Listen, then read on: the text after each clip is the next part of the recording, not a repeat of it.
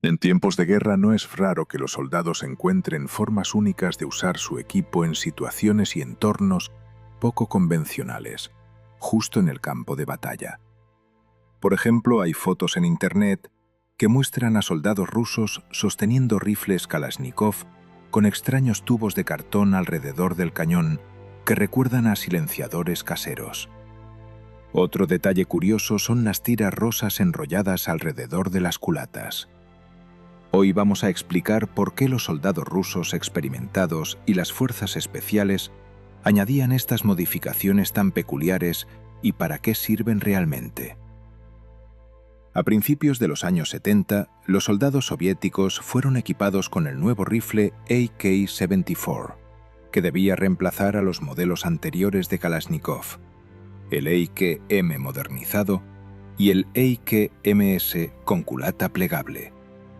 El AK-74 fue diseñado para disparar munición de 5.45 x 39 mm y se probó por primera vez durante la Guerra de Afganistán, que duró 10 años, entre 1979 y 1989. Cabe decir que en los años 70 no había un solo rifle nuevo, sino toda una línea de 4 variantes distintas. La número 1, el AK-74 básico, con culata de madera.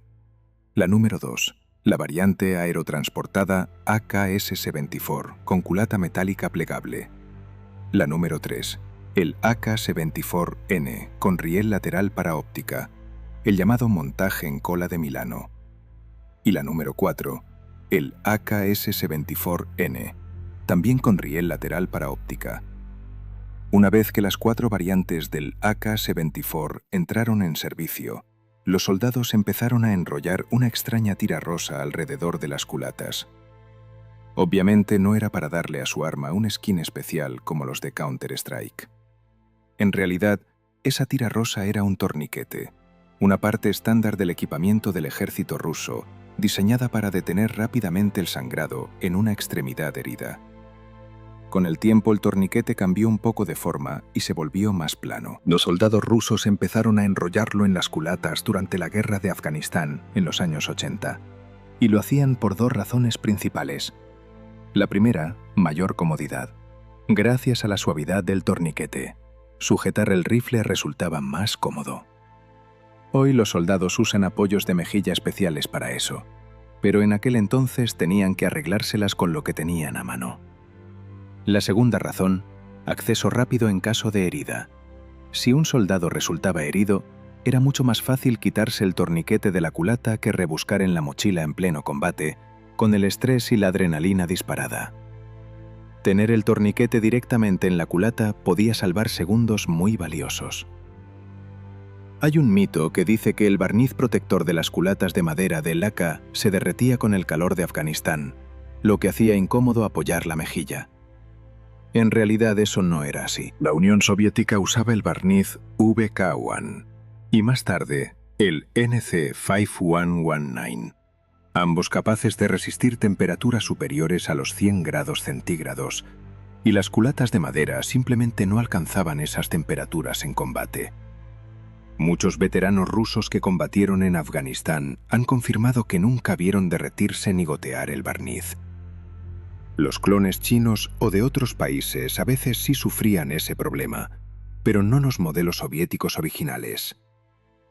El AKS-74 de culata plegable también llevaba un torniquete enrollado y además, a menudo tenía un pequeño paquete blanco con un vendaje individual de primeros auxilios colocado en el centro de la culata para tenerlo a mano de inmediato. Un sistema similar se usaba en los rifles AKMS más antiguos, que tenían una culata plegable hacia abajo bastante incómoda.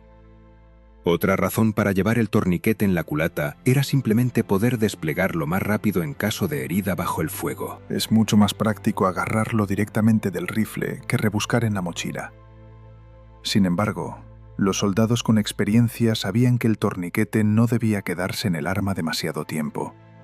El calor y la tensión constante lo degradaban, y la exposición a la intemperie lo volvía menos elástico, arriesgando que se rompiera justo cuando más se necesitaba. Por eso los torniquetes se enrollaban en la culata solo para operaciones cortas, o se dejaban de forma permanente sabiendo que ya no serían fiables para uso médico. Otro inconveniente era que si el soldado perdía su arma en combate, o si el rifle se rompía y había que cambiarlo, quitarle el torniquete podía costar segundos preciosos, o el soldado podía quedarse directamente sin él.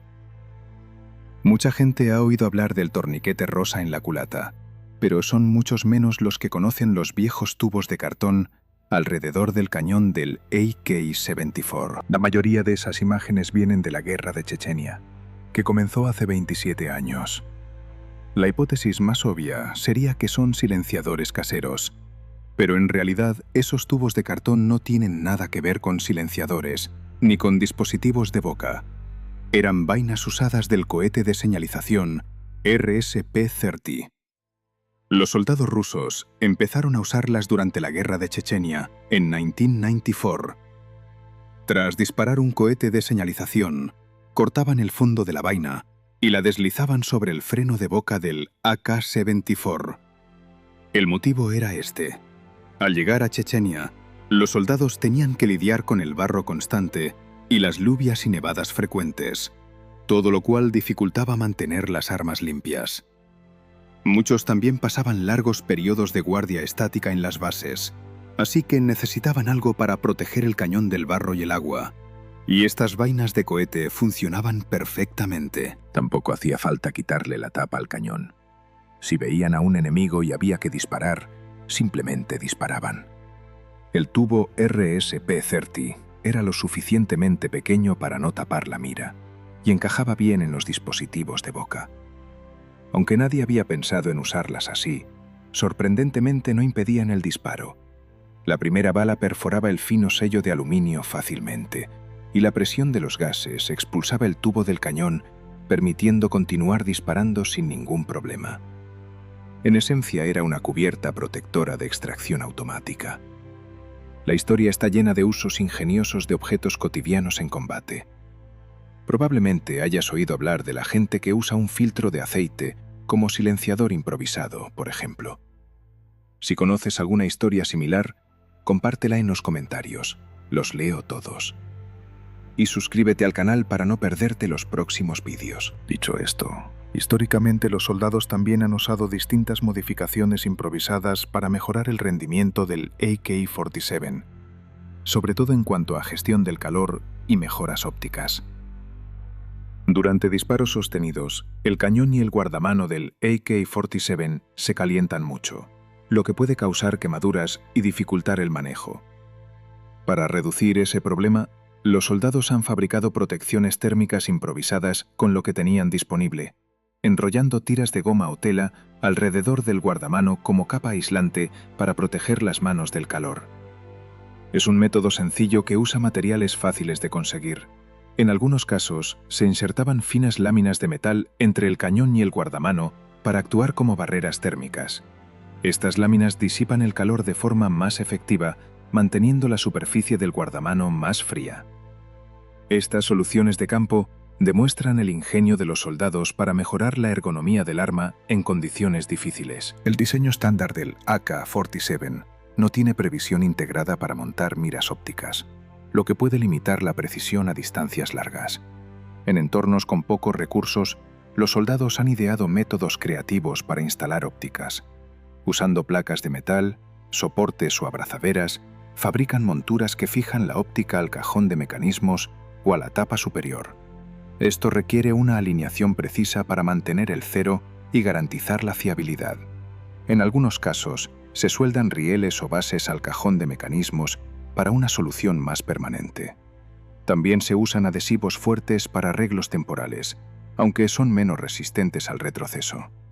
Aunque estas monturas improvisadas permiten usar ópticas, suelen carecer de la estabilidad y precisión de las soluciones de fábrica, lo que puede afectar a la precisión y durabilidad. Hay que tener en cuenta que aunque estas modificaciones reflejan capacidad de adaptación, puede que no cumplan los estándares de seguridad y rendimiento establecidos por los protocolos militares.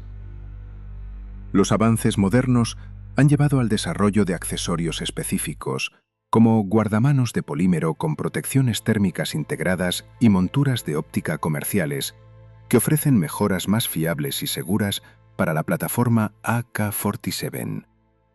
Por ejemplo, empresas como Ultimac fabrican monturas de óptica delanteras que reemplazan el tubo de gas original, ofreciendo una plataforma estable para puntos de mira tipo Red Dot. Arsenal Inc., por su parte, ofrece monturas de óptica estilo Picatinny optimizadas para rifles AK que garantizan una fijación segura y repetible. Estas mejoras comerciales son alternativas más efectivas y seguras a las modificaciones improvisadas y mejoran el rendimiento del AK-47 en distintos entornos operativos.